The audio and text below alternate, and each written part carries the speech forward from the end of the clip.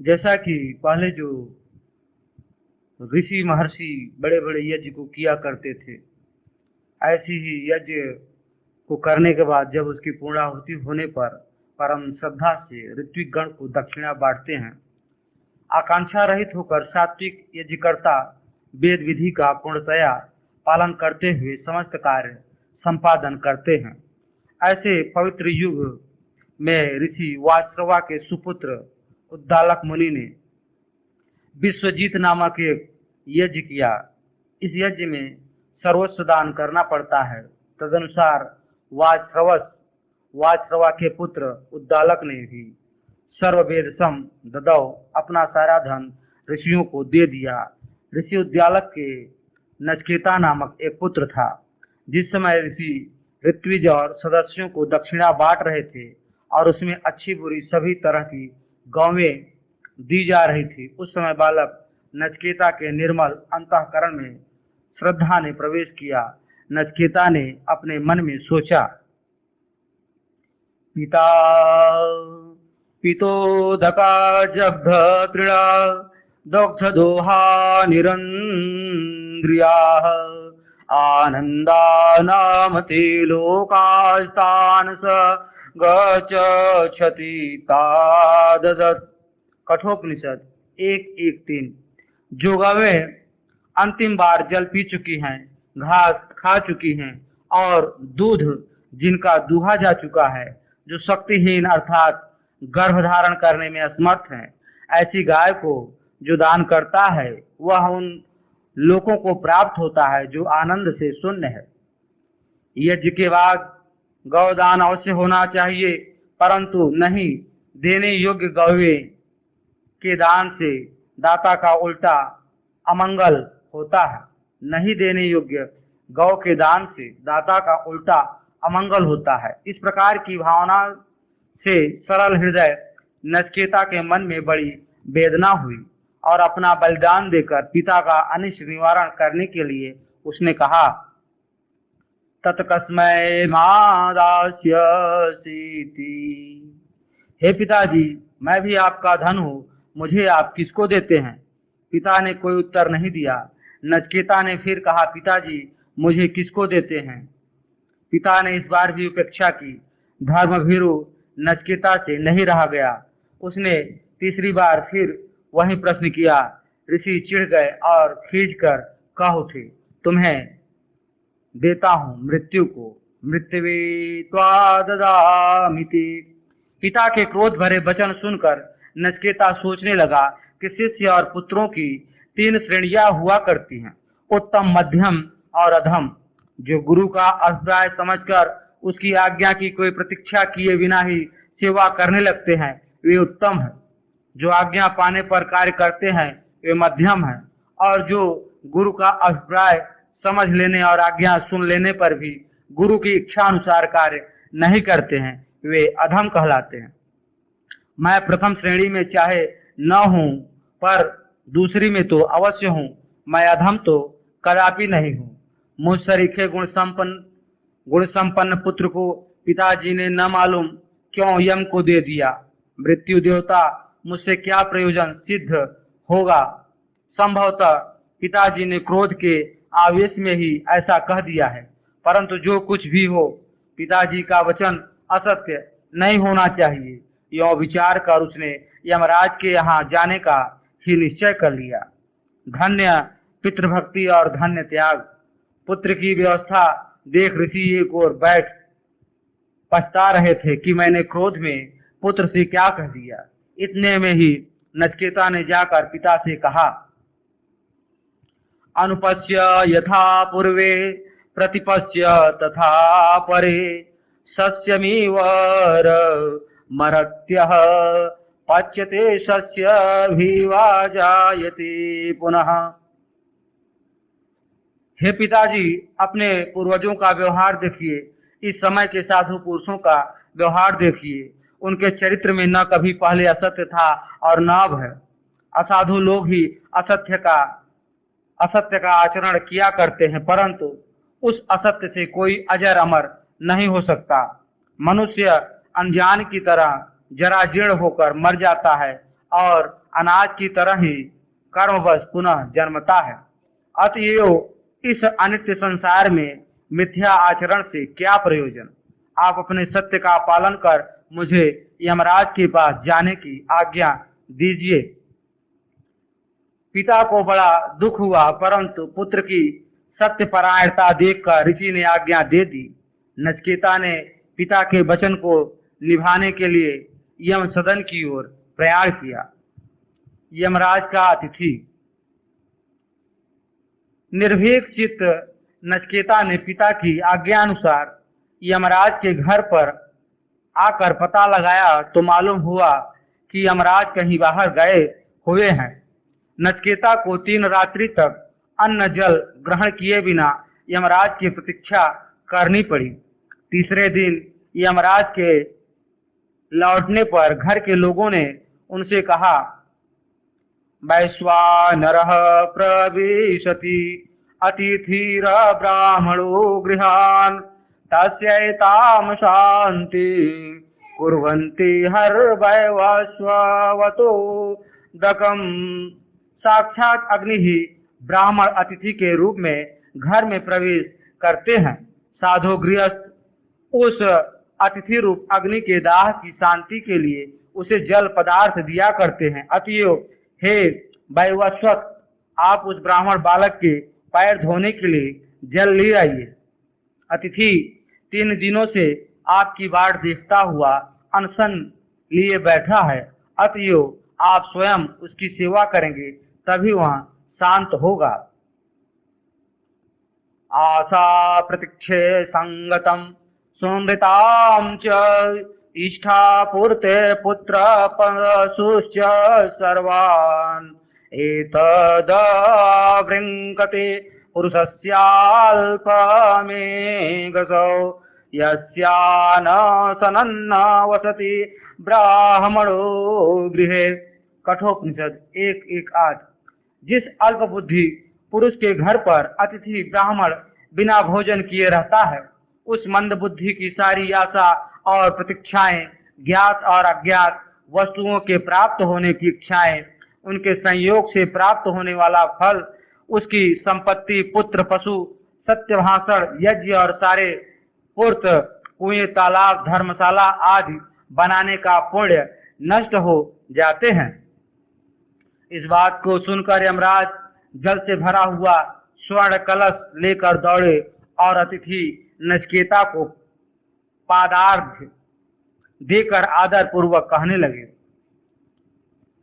तिस्रो रात्रिर्यदवात शिर गृहे में अनशनन्नं ब्राह्मणान् तिथिर नमस्यः। नमस्ते अस्तु ब्राह्मणे स्वस्ति मे अस्तु तस्मात् प्रतित्रीन् वरान् वृणीष्व। कठोपनिषद 1:1-9। हे ब्राह्मण, तुम नमस्कार करने योग्य अतिथि होकर मेरे घर पर 3 दिन से बिना कुछ खाए पड़े हो। तुमको नमस्कार है और इससे मेरे दोष की निवृत्ति होकर मेरा कल्याण हो। मुझसे बड़ा अपराध हुआ है, अतएव तुम प्रत्येक रात्रि के लिए 1-1 वर के हिसाब से कुल 3 वर मुझसे मांग लो। यमराज के द्वार पर 3 दिन तक अतिथि भूखा पड़ा रहे, कितना बड़ा अपराध। प्राचीन भारत में अतिथि सेवा, गृहस्थ का सेवा सबसे आवश्यक कर्म माना जाता था। धर्मशास्त्रों में लिखा है कि अतिथि को साक्षात नारायण मानकर उसकी सेवा करनी चाहिए।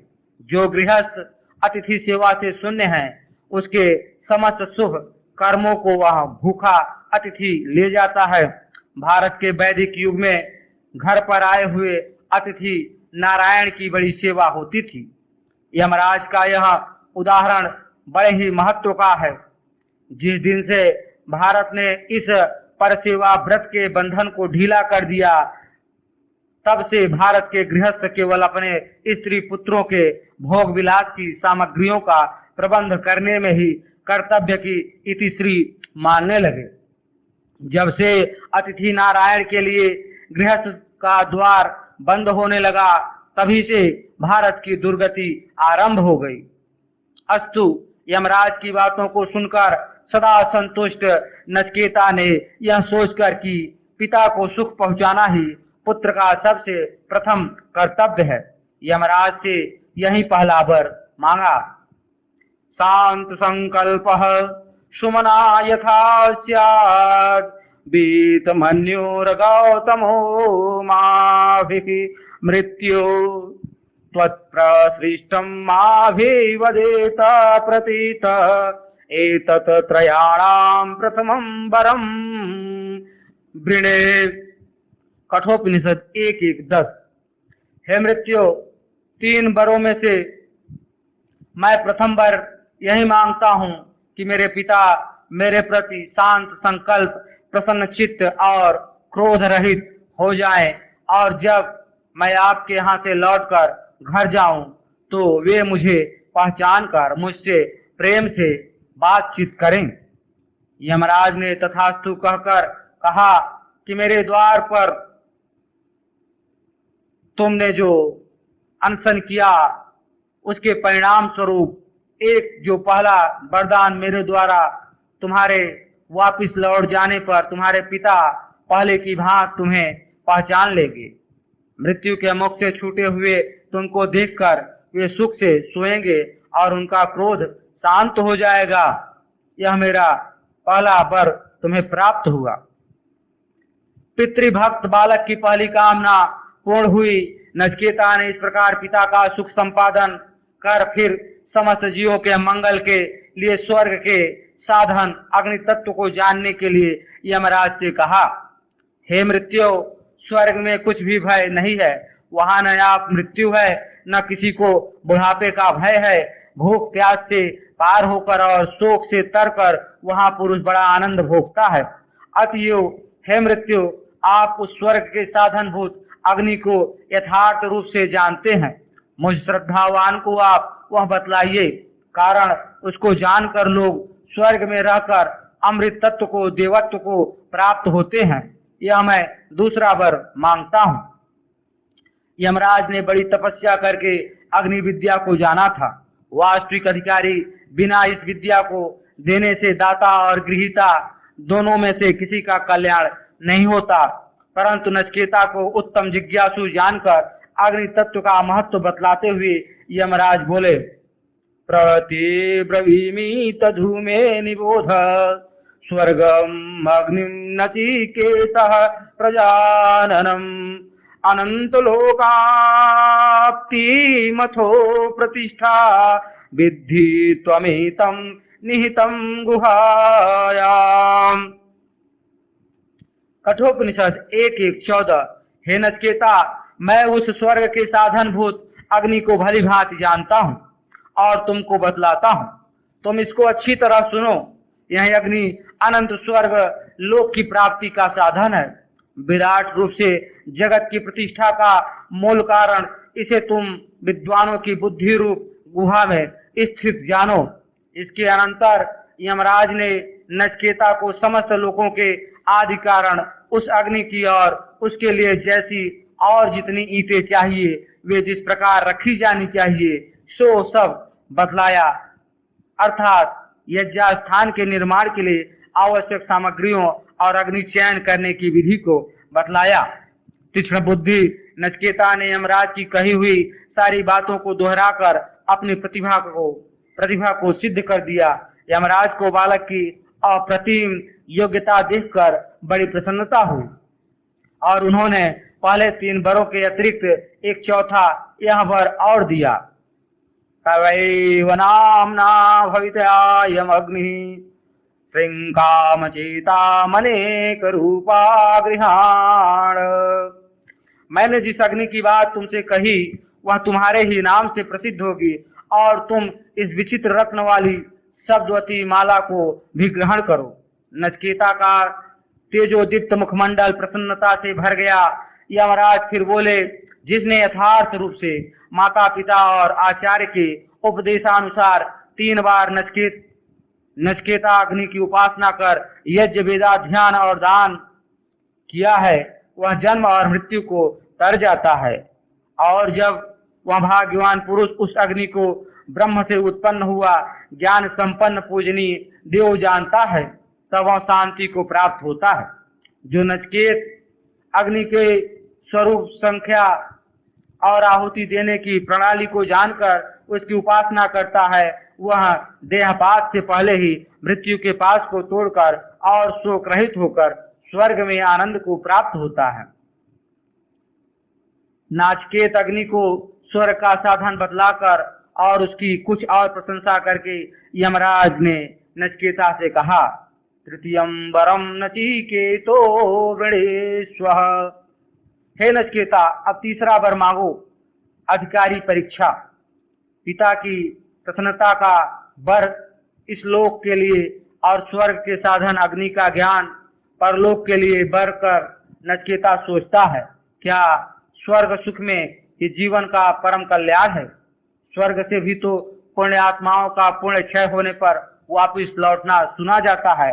अतएव अब तीसरे वर से उस मृत्यु तत्व या अमर तत्व को जानना चाहिए, जिसके जानने पर और कुछ जानना बाकी नहीं रह जाता। यूं सोचकर आत्मा परलोक में जाता है या नहीं, मरने के बाद आत्मा की क्या गति होती है, इस आत्मज्ञान के जटिल प्रश्न को समझने के हेतु से नचिकेता ने यमराज से कहा, मृत मनुष्यों के विषय में एक संशय है। कोई कहते हैं शरीर, इंद्रिया, मन और बुद्धि के अतिरिक्त देहांतर संबंधी कोई अन्य आत्मा है। कोई कहते हैं ऐसा कोई स्वतंत्र आत्मा नहीं है। प्रत्यक्ष या अनुमान से इस विषय का कोई निर्णय नहीं हो सकता। आप मृत्यु के अधिपति देवता हैं, अतएव मैं यह आत्मा तत्व आपसे जानना चाहता हूँ। यही तीसरा वर मैं मांगता हूँ। नचिकेता का महत्वपूर्ण प्रश्न सुनकर यमराज ने सोचा, ऋषि कुमार बालक होने पर भी है बड़ा बुद्धिमान, कैसे गोपनीय तत्व को जानना चाहता है, परंतु आत्म तत्व उपयुक्त पात्र को ही बदलाना चाहिए। अनाधिकारी के समीप आत्म तत्व प्रकट करने से हित के स्थान पर प्रायः अनिष्ट ही हुआ करता है। इसलिए पहले पात्र परीक्षा की आवश्यकता है। जो विचार कर यमराज ने इस तत्व की कठिनता का बखान करके नचिकेता को टालना चाहा। यमराज ने कहा, देवताओं को पहले इस विषय में संदेह हुआ था। इस आत्म तत्व का समझना कोई आसान बात नहीं, यह बड़ा ही सूक्ष्म विषय है। अतएव हे नचिकेता, तुम दूसरा वर मांगो। इस वर के लिए मुझे मत रोको। नचिकेता विषय की कठिनता का नाम सुनकर घबराया नहीं, परंतु और भी अधिक दृढ़ता से कहने लगा, हे मृत्यु, पूर्व काल में देवताओं को भी जब इस विषय में संदेह हुआ था और जब आप भी कहते हैं कि यह विषय आसान नहीं है, तब मुझे इस विषय का समझाने वाला आपके समान दूसरा वक्ता ढूंढने पर कोई नहीं मिल सकता है। आप किसी दूसरे वर के लिए कहते हैं, परंतु मैं समझता हूँ कि इसकी तुलना का और कोई वर नहीं है, क्योंकि यही कल्याण की प्राप्ति का हेतु है। अतएव मुझे यही समझाइए। किसी विषय को जब नहीं बतलाना होता तो सबसे पहले उसकी कठिनता का भय दिखलाया जाता है। यमराज ने भी परीक्षा के लिए यही किया, परंतु नचिकेता इस परीक्षा में उत्तीर्ण हो गया। अब की बार यमराज ने और भी कठिन परीक्षा लेनी चाहिए। साधक की परीक्षा के लिए दो ही प्रधान शस्त्र होते हैं, एक भय और दूसरा लोभ। नचिकेता भय से नहीं डिगा, इसलिए अब यमराज ने दूसरे शस्त्र लोभ का प्रयोग उस पर किया। यमराज ने कहा, बालक, तुम क्या करोगे? ऐसे वर को लेकर तुम ग्रहण करो इन सुख की विशाल सामग्रियों को। शतायुषः पुत्र पौत्रान् वृणीष्वः बहुनं पशुनं हस्ति हिरण्य माश्वान् भूमेर महदायतनं विश्वं स्वयं च जीवो शरदो यावदि च क्षति। 100 वर्ष जीने वाले पुत्र पौत्र मांगो, गौ आदि बहुत से पशु, हाथी, सुवर्ण, घोड़े और विशाल भूमंडल का राज्य मांगो, और इन सब को भोगने के लिए जितने वर्ष जीने की इच्छा हो उतने ही वर्ष जीते रहो। इतना ही नहीं, और भी एतु तुल्यम यदि मन्यसे वरम विश्वं वितक्तं चिरजीविकां च महाभूमौ नचिकेतस्त्वमेधि कामानां त्वा कामभाजं करोमि। इसी के समान और वर चाहो तो उसे और प्रचुर धन के साथ दीर्घ जीवन मांग लो। अधिक क्या, इस विशाल भूमि के तुम सम्राट बन जाओ। मैं तुम्हें अपनी सारी कामनाओं का इच्छानुसार भोगने वाला बनाए देता हूँ। इसके सिवाय ये कामा दुर्लभा मर्तलोके सर्वान् कामा छन्दतः पार्थयस्व इमा रामाः सारथा सतोर्या न हीदृता लम्भनीया मनुष्य आभिरमर्त्य प्रत्याभिः परिचारयस्व नचिकेतो मरणं मानुप्राक्षिः। जो जो भोग मृत्यु लोक में दुर्लभ हैं उन सब को तुम अपनी इच्छानुसार मांग लो। ए रथों समेत और वाद्यों समेत जो सुंदर रमणिया हैं, ऐसी रमणिया मनुष्य को नहीं मिल सकती। मेरे द्वारा दी हुई इन सारी रमणियों से तुम अपनी सेवा कराओ। परंतु हे नचिकेता, मुझे मरण संबंधी मृत्यु के बाद आत्मा रहता है या नहीं, यह प्रश्न मत पूछो। संसार में ऐसा कौन है जो बिना चाहे इतनी भोग सामग्रियों और उनके भोग के लिए दीर्घ जीवन व्यापी सामर्थ्य प्राप्त होने पर भी उन्हें नहीं चाहेगा। सुनते ही लाट टपकने लगती है। परंतु विचार और वैराग्य की उच्च भूमिका पर पहुंचा हुआ नचिकेता अटल और अचल है। यमराज के प्रलोभनों का उसके मन पर कोई असर नहीं हुआ। सत्य है, राम विलास अनुरागी तजत वमन युव नर बड़भागी। जो बड़भागी राम के प्रेमी जन हैं, वे रमा के विलास को, भोगों को वमन के समान त्याग देते हैं। जिसने एक बार विश्व विमोहन मनोहर झांकी की अनोखी छटा देख ली, वह फिर विषयों की ओर भूल कर भी नहीं झांकता। नचिकेता ने कहा, हे मृत्यु, आपने जिन भोग्य वस्तुओं का वर्णन किया वे कल तक रहेंगी या नहीं, इसमें भी संदेह है। ये मनुष्यों की सारी इंद्रियों के तेज को हरण कर लेती हैं। आपने जो दीर्घ जीवन देना चाहा है वह भी अनंत काल की तुलना में बहुत थोड़ा ही है। जो ब्रह्म का जीवन भी अल्पकाल का है, तब औरतों की तो बात ही क्या। अतएव मैं यह सब नहीं चाहता। आपके रथ घोड़े हाथी और नाच गान आपके ही पास रहे। धन से मनुष्य कभी तृप्त नहीं होता। जहाँ केवल कामना का ही विस्तार है वहाँ तृप्ति कैसी। भोग विलास की तृष्णा में, अभाव और अपूर्णता में अतृप्ति और आकांक्षा के सिवाय और क्या रह सकता है। अतएव वस्तु वरस्तु में वर्णीय सएव, मुझे तो वही आत्मस्वरूप वर चाहिए। भला अजर अमर देवताओं के समीप आकर नीचे के मृत्यु लोक का जरा मरणशील कौन ऐसा मनुष्य होगा जो अस्थिर और परिणामों में दुख देने वाले विषयों को भोगना चाहेगा। शरीर के सौंदर्य और विषय भोग के प्रमादों को अनित्य और क्षणभंगुर समझकर भी कौन ऐसा समझदार होगा जो संसार के दीर्घ जीवन से आनंद मानेगा। अतएव हे मृत्यु, जिसके विषय में लोग संशय करते हैं, जो महान परलोक के विषय में निर्णयात्मक आत्म तत्व विज्ञान है, मुझे वही दीजिए।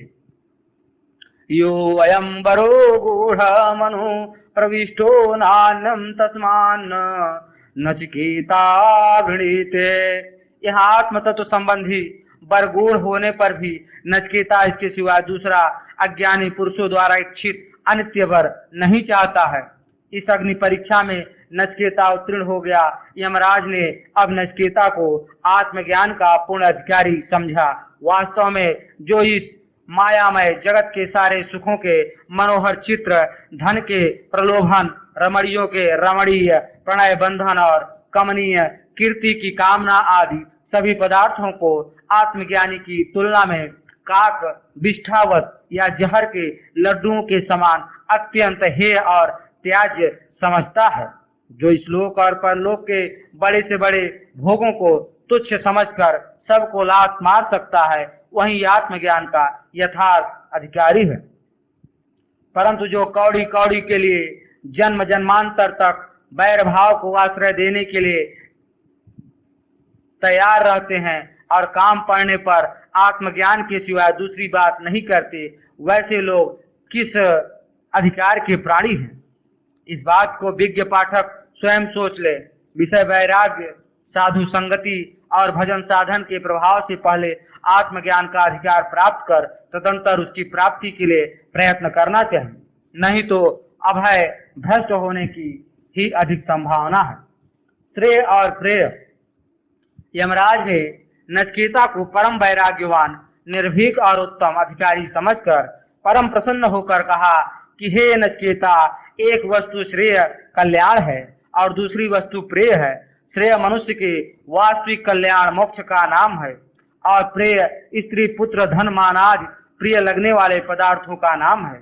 इन दोनों का भिन्न भिन्न प्रयोजन है और ये अपने अपने प्रयोजन में मनुष्यों को बांटते हैं। इन दोनों में से जो श्रेय को ग्रहण करता है उसका कल्याण मोक्ष होता है और जो प्रिय को चुनता है वह आपात रमणीय धन मान आदि में फंसकर पुरुषार्थ से भ्रष्ट हो जाता है। श्रेय और प्रिय दोनों में से मनुष्य चाहे जिसको ग्रहण कर सकता है। बुद्धिमान पुरुष श्रेय और प्रिय दोनों के गुण दोषों को भली भांति समझकर उनका भेद करता है और निरक्षीर विवेकी हंस की तरह प्रिय को त्याग कर श्रेय को ग्रहण करता है। परंतु मूर्ख लोग प्रेयो मंदो योग क्षेमात् गृहीते, योग क्षेम के लिए यानी प्राप्त स्त्री पुत्र धनादि की रक्षा और अप्राप्त भोग्य पदार्थों की प्राप्ति के लिए प्रिय को ही ग्रहण करते हैं। हे नचिकेता, सत्वं प्रियाणां प्रियं रूपाश्च कामा नभिध्यायन् नचिकेतो यत्यस्त्राक्षिः नैतां श्रृंकां वितत्य मयि मवाप्तो यस्याम जजन्ते बहवो मनुष्या। कठोपनिषद। तुमने मेरे द्वारा बार बार प्रलोभन दिखलाए जाने पर भी जो प्रिय स्त्री पुत्रादि और प्रिय रूप अप्सरा आदि समस्त भोग विषयों को अनित्य समझकर त्याग दिया, इस द्रव्यमयी निकृष्ट गति को तुम नहीं प्राप्त हुए जिसमें कि साधारणतः बहुत से मनुष्य डूबे रहते हैं। इस भाषण से यमराज ने नचिकेता के विवेक और वैराग्य की विशेष प्रशंसा कर वित्तमयी संसार गति की निंदा की और साथ ही विवेक वैराग्य संपन्न मनुष्य ही ब्रह्म ज्ञान का अधिकारी है यह भी सूचित किया।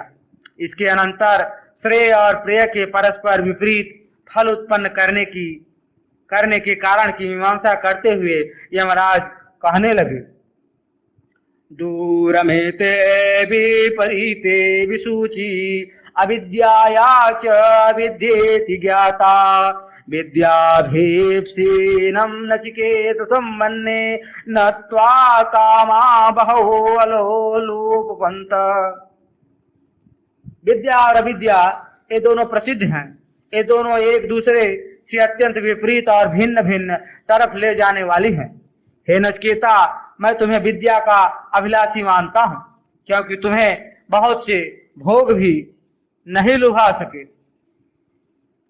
अविद्यायामनंतरे वर्तमानः स्वयं धीरा पंडित मन्यमाना दंद्रम्यमाणा पर्यन्ति मूढ़ा अंधे नैवं नियमाना यथांधा। अविद्या में पड़े हुए भी जो लोग अपने को बड़े बुद्धिमान और पंडित मानते हैं वे भोग की इच्छा करने वाले मूढ़जन अंधे के समान अर्थात अंधे के साथ चलने हुए अंधों की तरह चारों ओर ठोकर खाते भटकते फिरते हैं।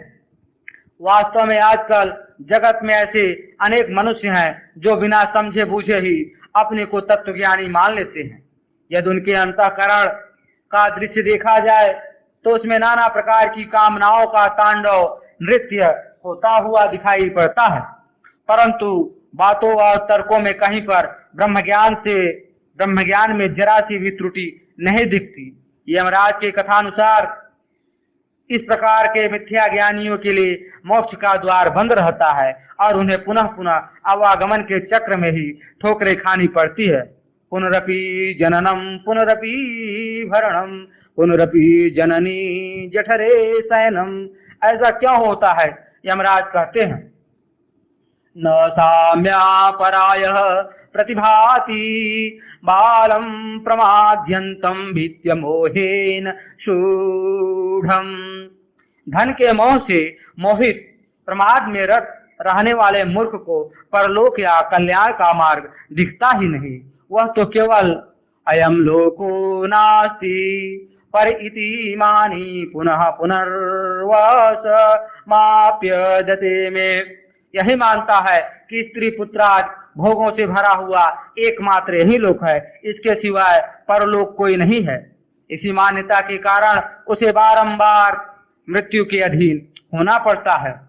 यमराज फिर बोले कि हे नचिकेता, आत्मज्ञान कोई साधारण सी बात नहीं है। अनेक लोग तो ऐसे हैं जिनको आत्मा के संबंध की बातें सुनने को ही नहीं मिलती। बहुत से लोग सुनकर भी इसे जान नहीं सकते। आत्मा का वक्ता भी आश्चर्य रूप कहीं ही कोई मिलता है और इस आत्मा को प्राप्त करने वाला भी कहीं कोई एक निपुण पुरुष ही होता है। इसी प्रकार किसी निपुण आचार्य से शिक्षा प्राप्त कोई बिरला ही आश्चर्य रूप पुरुष आत्मा को जानने वाला होता है। किसी साधारण मनुष्य के विवेचन से आत्मा का यथार्थ ज्ञान नहीं होता। आत्मज्ञान तभी होता है जब उसका उपदेश किसी अनन्य अभेददर्शी समर्थ पुरुष के द्वारा किया जाता है, क्योंकि यहाँ आत्मा सूक्ष्म से भी सूक्ष्म होने के कारण सर्वथा अतर्क्य है। यह ज्ञान तर्क से प्राप्त नहीं होता, यह तो किसी अलौकिक ब्रह्मज्ञानी के द्वारा बतलाया जाने पर ही प्राप्त होता है। हे नचिकेता, तुमने ऐसा पुरुष पाया है। वास्तव में तुम सत्य धारणा से संपन्न हो। तुम जैसा जिज्ञासु मुझे मिलता रहे। यों कहकर यमराज ने सोचा कि यदि नचिकेता के मन में कर्मकांड के फलों की अनित्यता के संबंध में कुछ भी संदेह रह गया हो तो उसका परिणाम शुभ नहीं होगा। अतएव यमराज ने कहा, हे नचिकेता, मैं जानता हूँ कि धनराशि अनित्य है और अनित्य वस्तुओं से नित्य वस्तु की प्राप्ति नहीं होती। यो जानते हुए भी मैंने अनित्य पदार्थों से स्वर्ग सुख के साधनभूत नचिकेत अग्नि का चयन किया है।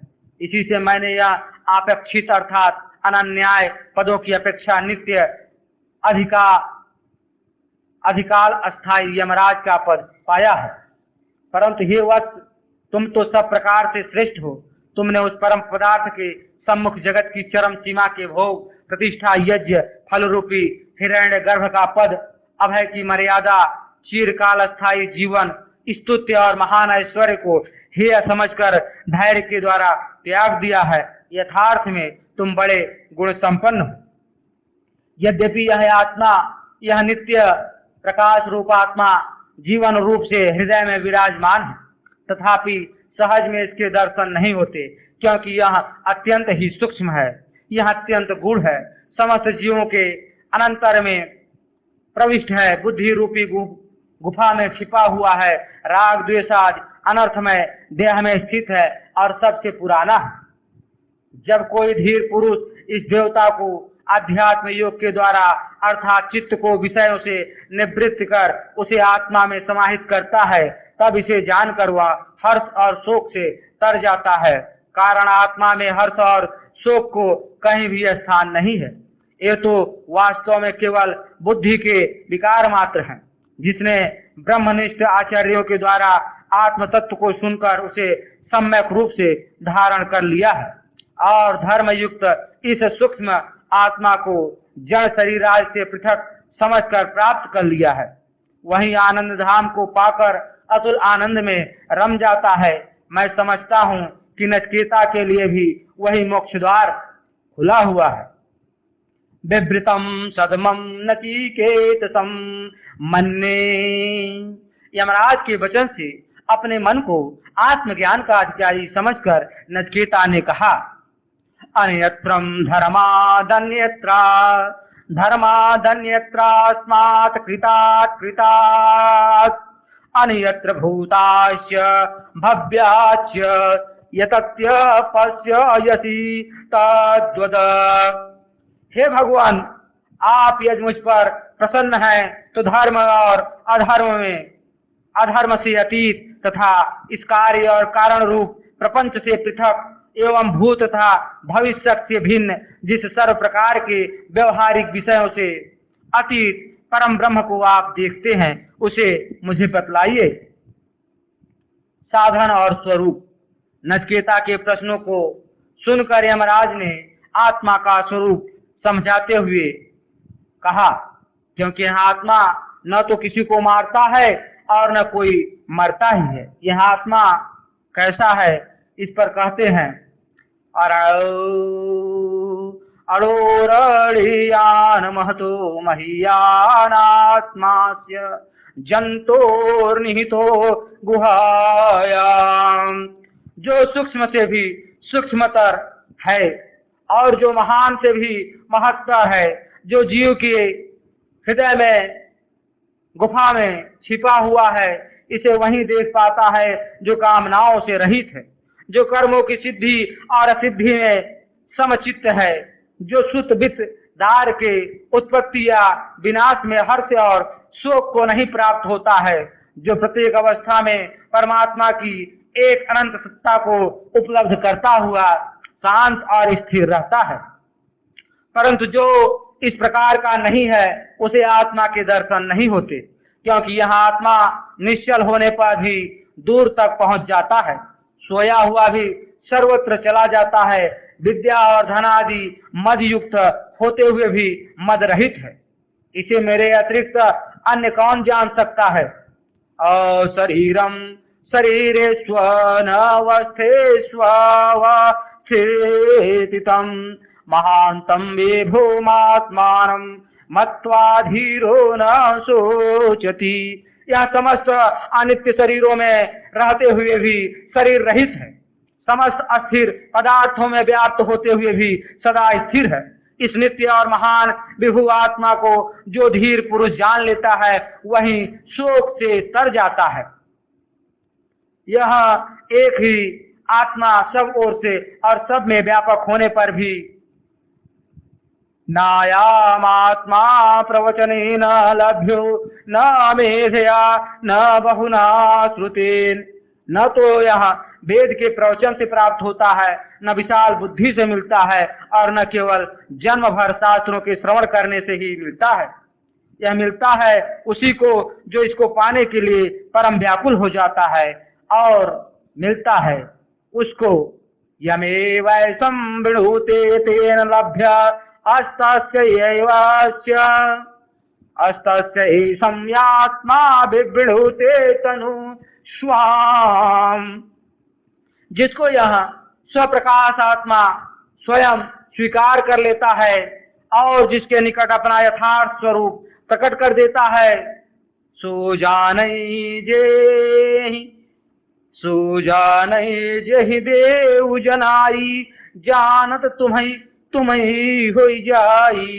जब तक परमात्मा को पाने के लिए हृदय में व्याकुलता और अधीरता नहीं उत्पन्न होती, जब तक साधक निष्काम साधन से संपन्न नहीं हो जाता, जब तक परमात्मा के नित्य स्वरूप के साथ उसके मन का सर्वथा संयोग नहीं हो जाता, तब तक सारी बातें और सारी क्रियाएं शुष्क और व्यर्थ हैं। ऐसे पुरुष का ज्ञान केवल मौखिक और लोक रंजक मात्र होता है, उससे कोई लाभ नहीं होता।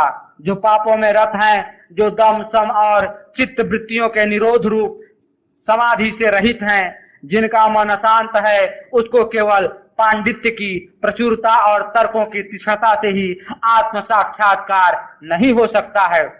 जो समदमाद गुणों से युक्त हैं, जो शुद्ध संयत और समाहित चित्त हैं, जो इंद्रिय लालसाओं से विरत हैं और जिसने श्रवण मनन तथा निधिध्यासन द्वारा अभेद्य रूप प्रज्ञान प्राप्त कर लिया है, वही उस प्रज्ञान के द्वारा इस आत्मा को प्राप्त होता है। प्रज्ञानेनैनमाप्नुयात्, जो साधन संपन्न नहीं है उनको आत्मा की प्राप्ति नहीं हो सकती। इसी बात को बतलाने के लिए यमराज ने फिर कहा है कि हे नचिकेता, देखो दूसरों की बात ही क्या है। जो ब्राह्मण और क्षत्रिय समस्त धर्मों के रक्षक और प्राण स्वरूप हैं, जो इतने श्रेष्ठ हैं, वे भी उस परमात्मा के अन्न बन जाते हैं। सबका संहार करने वाला मृत्यु भी जिस परमात्मा के भोजन का उपसेचन अर्थात साग पात बन जाता है, ऐसे उस महामहिमा मानवित परमात्मा को संसार के भोगों में आसक्त और साधन रहित मनुष्य कैसे जान सकता है। इस प्रकार का है। आत्मा और परमात्मा का निर्णय करके यमराज ने शिष्यों को कर्म से अग्नि विद्या और ज्ञान से ब्रह्म विद्या की प्राप्ति बतलाने के लिए कहा। जो यजमान को दुख सागर से पार करने के लिए पुल के समान है, वही नाचिकेत अग्नि है। और जो संसार सागर से पार होना चाहने वाले के लिए परमाश्रय स्वरूप है, वही अक्षर परम ब्रह्म है। कर्म के द्वारा अपर ब्रह्म को और ज्ञान के द्वारा परम ब्रह्म को जानना चाहिए। जीव की मुक्ति के लिए जितने पथ हैं, उन सब ने ज्ञान ही सबसे प्रधान है। तदंतर यमराज ने आत्मा का रथी रूप से वर्णन करते हुए कहा, आत्मानं रथिनं विद्धि शरीरं रथमेव तु बुद्धिं तु सारथिं विद्धि। तदंतर यमराज ने आत्मा का रथी रूप से वर्णन करते हुए कहा, आत्मानं रथिनं विद्धि शरीरं रथमेव तु बुद्धि तु सारथिं विद्धि मनः प्रग्रहमेव च इंद्रियाणि हयानाहोर्विषया इष्टेषु गोचरान् आत्मेन्द्रिय मनोयुक्तं भोक्तेत्याहुर्मनीषिणः। शरीर रथ है, आत्मा रथ का स्वामी रथी है, बुद्धि सारथी है और मन लगाम है, ऐसा समझो। सूत्राज इंद्रियां घोड़े हैं, शब्द स्पर्शाज विषय ही इनके दौड़ने का मैदान है, और शरीर इंद्रिय तथा मन से युक्त आत्मा को भोक्ता कहते हैं। घोड़ों से ही रथ चलता है, परंतु उस रथ को चाहे जिस तरफ ले जाना है, लगाम हाथ में पकड़े हुए बुद्धिमान सारथी का काम है। इंद्रिय रूपी बलवान और प्रमथनकारी घोड़े विषय रूपी मैदान में मनमाना दौड़ना चाहते हैं, परंतु यदि बुद्धि रूपी सारथी मन रूपी लगाम को जोर से खींचकर उन्हें अपने बस में रखता है, तो घोड़ों की ताकत नहीं कि वे मन रूपी लगाम के सहारे बिना ही चाहे जिस तरफ दौड़ने लगे। यह सबको विदित ही है। इंद्रियां वास्तव में विषय का ग्रहण तभी कर सकती हैं जब मन उनके साथ हो। घोड़े उसी ओर दौड़ते हैं जिस ओर लगाम का सहारा होता है, परंतु इस लगाम को ठीक रखना सारथी के बल बुद्धि और मार्ग के ज्ञान पर निर्भर करता है। यदि बुद्धि रूप सारथी विवेकपूर्ण स्वामी का आज्ञाकारी लक्ष्य पर सदा स्थिर बलवान और इंद्रिय रूपी अश्वों की संचालन क्रिया में निपुण नहीं होता, तो इंद्रिय रूपी दुष्ट घोड़े उसके बस में न रहकर लगाम को अपने बस में कर लेते हैं, और परिणाम में वे रथ को रथी और सारथी समेत चाहे जैसे बुरे स्थान में ले जाकर पटक देते हैं। परंतु यस्तु विज्ञानवान भवति युक्तेन मनसा सदा तस्य इंद्रियाणि वश्यानि सदस्वायुवे सारथे। जिसकी बुद्धि में विवेक होता है, जिसका मन एकाग्र और समाहित होता है, उसकी इंद्रियां अच्छे घोड़ों की तरह बुद्धि रूप सारथी के बस में रहती हैं। जिसका मन निग्रह रहित है, जो अविवेकी है और जो सदा अपवित्र है, ऐसे रथी को कभी अपने लक्ष्य परम पद ब्रह्म की प्राप्ति नहीं होती। उसे बारंबार कष्टमय जन्म मरण रूप संसार में ही भटकना पड़ता है। परंतु यस्तु विज्ञानवान भवतु समनयस्कः सदा शुचिः स तु तत्पदा माप्नोति यस्माद् भूयो न जायते। जो विवेकी है, जिसका मन निग्रहित है, जो सदा पवित्र रहता है, वह ऐसे परम पद को प्राप्त करता है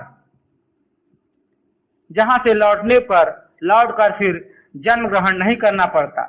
जिसका बुद्धि रूप सारथी विवेकी है, जिसकी मन रूप लगाम स्थिर है, जिसके इंद्रिय रूपी घोड़े लगाम के साथ ही साथ विवेकमयी बुद्धि के बस में है, वह इसी रथ की सहायता से संसार सागर के उस पार अपने लक्ष्य स्थान पर अनायास ही जा पहुंचता है। और वहीं तद विष्णु परमं पदम, विष्णु का परम पद वही है।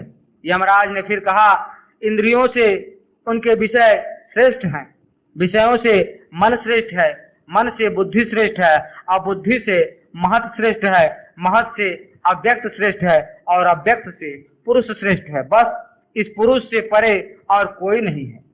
सा काष्ठा सा परागति ही, यही चरम सीमा है, यही परम गति है। परंतु यह केवल दृश्यते त्वग्रहया बुद्धिया सूक्ष्मया सूक्ष्म दर्शि, सूक्ष्म दर्शियों के द्वारा सूक्ष्म वस्तु के निरूपण में निपुण एकाग्रता युक्त बुद्धि से ही देखा जा सकता है।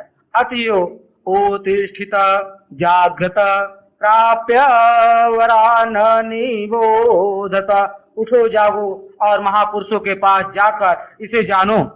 बुद्धिमान लोग इस मार्ग को तलवार की धार पर चलने के समान बतलाते हैं। क्षुरस्य धारा निशिता निशीता दुरुत्यया दुर्गम पथस्तत कवयो बदंती, इंद्रियां बहिर्मुखी हैं, इसी से वे केवल बाहर की वस्तुओं को देखती हैं, अंतरात्मा को नहीं देखती। कोई विवेक संपन्न पुरुष ही अमृत तत्व की शुभ इच्छा से इन इंद्रियों को अंतर्मुखी करके अंतरात्मा को देख पाता है। अज्ञानी लोग बाह्य विषय की ओर ही दौड़ते हैं और इसी से वे सर्वत्र व्याप्त मृत्यु के फंदे में फंस जाते हैं। परंतु ज्ञानी पुरुष उस अमृत तत्व को जानकर इस अनित्य पदार्थों से नित्य वस्तु की प्रार्थना नहीं करते। जो यहाँ कार्य में है वही वहाँ कारण में है, परंतु जो उपाधि के संबंध से और भेद ज्ञान के कारण अविद्या के प्रभाव से उस अभिन्न स्वरूप ब्रह्म को नाना रूपों में देखता है। मृत्योः स मृत्यु माप्नोति, वही बार बार मृत्यु जन्म मरण को ही प्राप्त होता है। इसी ज्ञान की प्राप्ति, इस ज्ञान की प्राप्ति केवल विचार से ही हो सकती है। यहाँ किंचित भी भेद नहीं है। जिसको यहाँ भेद दिखता है उसी को बार बार मृत्यु की शरण लेनी पड़ती है। जैसे शुद्ध जल में शुद्ध जल मिलाने पर दोनों मिलकर एक रस तन्मय हो जाते हैं, इसी प्रकार आत्मदर्शी पुरुष का आत्मा परमात्मा से मिलकर ब्रह्म रूप बन जाता है। यमराज ने आगे चलकर फिर कहा, हे नचिकेता, मैं प्रसन्न होकर तुम्हें यह अत्यंत गोपनीय सनातन ब्रह्म तत्व बतला रहा हूँ। मृत्यु के बाद जीव का क्या होता है सो तुम जानो, सुनो। जिसके जैसे कर्म और जैसी वासना होती है और जिसका जैसा ज्ञान होता है उसी के अनुसार कोई तो मृत्यु के बाद माता के गर्भ में जाता है और कोई मृत्यु के पश्चात वृक्ष पाषाण आदि अस्थावर योनियों को प्राप्त होता है। जब समस्त प्राणी निद्राग्रस्त रहते हैं तब जो एक निर्गुण ज्योतिर्मय ब्रह्म सुप्रकाशित रूप से जागृत रहकर समस्त विषयों का प्रकाशित करता है, वही शुद्ध है, वही ब्रह्म है, उसी का नाम अमृत है। उसके सिवाय और कोई छिपा हुआ ब्रह्म नहीं है। पृथ्वी आज सभी लोग उसी में अवस्थित हैं, उसका अतिक्रमण कोई भी नहीं कर सकता है। अग्निर्यथैको भुवनम प्रविष्टो रूपम रूपम प्रतिरूपो बभूव एकस्तथा सर्वभूतान्तरात्मा रूपम रूपम प्रतिरूपो बहिश्च वायुर्यथैको भुवनं प्रविष्टो रूपं रूपं प्रतिरूपो बभूव एकस्तथा सर्वभूतान्तरात्मा रूपं रूपं प्रतिरूपो बहिश्च। अग्नि एक ही है परंतु जैसे संपूर्ण भुवन विश्व ब्रह्मांड में प्रवेश करने पर वही भिन्न भिन्न वस्तुओं में भिन्न भिन्न रूपों में दिखता है, इसी प्रकार समस्त प्राणियों में रहने वाला आत्मा एक ही है, परंतु सब में भिन्न भिन्न रूपों में दिखता है। आकाश की तरह निर्विकार होने के कारण बाहर भी वही रहता है। जैसे एक ही वायु लोक में प्रवेश कर भिन्न भिन्न रूपों में दिखता है, इसी प्रकार सब प्राणियों में व्यापक एक ही आत्मा भिन्न भिन्न रूप में दिखता है तथा बाहर भी रहता है। अग्नि और वायु के दृष्टांत में केवल यही अंतर है कि अग्नि तो प्रकाश स्वरूप होकर लोकों में प्रवेश करता है और वायु प्राण स्वरूप होकर प्रत्येक देह में प्रवेश करता है। सूर्यो यथा सर्वलोकस्य चाक्षुरं लेप्यते चाक्षुरसेवाहयदो सैह एकस्तथा सर्वभूतान्तरात्मा न लिप्यते लोकदुःखेन बाह्यः।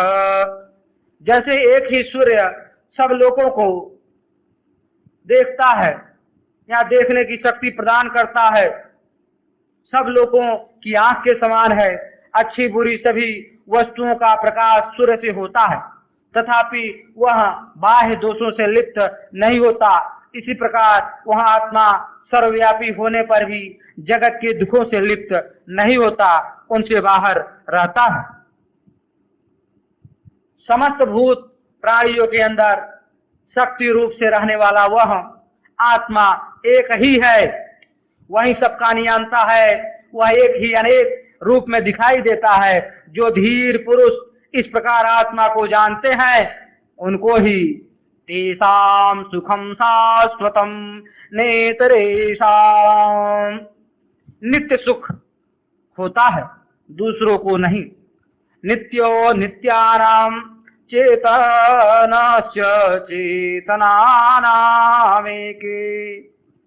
नित्यो नित्यानां चेतनश्चेतनानामेको बहूनां यो विदधाति कामान् तमातमस्तं ये अनुपश्यन्ति धीरा इष्टेषां शान्तिः शाश्वती नेतरेषां। जो नित्यों का भी नित्य है, जो चेतनों का भी चेतन है, जो एक ही अनेकों की कामनाएं पूर्ण करता है, उस शरीरस्थ आत्मा का जिनको अनुभव होता है, वे ही नित्य शांति को प्राप्त होते हैं, दूसरे नहीं। जिसको सूर्य प्रकाशित नहीं कर सकता, जो चंद्रमा और तारागणों से प्रकाशित नहीं होता, बिजली जिसे प्रकाशित नहीं कर सकती, उसको बेचारा अग्नि तो क्या प्रकाशित करे। जिसके प्रकाश से ही सबका प्रकाश होता है, उसी परिपूर्ण प्रकाश की दिव्य ज्योति से समस्त विश्व प्रकाशित हो रहा है। इस दृश्यमान संसार की समस्त पदार्थ उस परम ब्रह्म से निकलकर उसी की सत्ता से सदा कांपते हुए अपने अपने कामों में लगे रहते हैं, क्योंकि वह उठे हुए वज्र के सदृश महाभयंकर है। भयादस्याग्निस्तपति भयातपति सूर्य भयादिन्द्रस्य वायुश्च मृत्युर्धावति पंचमः। अग्नि उसी के भय से तपता है, सूर्य उसी के भय से तपता है, हाँ इंद्र वायु और पंचम मृत्यु उसी के भय से दौड़ते हैं। जो पुरुष इस शरीर के नाश होने से पूर्व ही उस आत्मा को जान लेता है, वही मुक्त होता है। नहीं तो सर्गेषु लोकेषु शरीर त्वाय कल्पते, इस जन्म मरणशील लोकों में से फिर जन्म ग्रहण करना पड़ता है। जब मनुष्य की सारी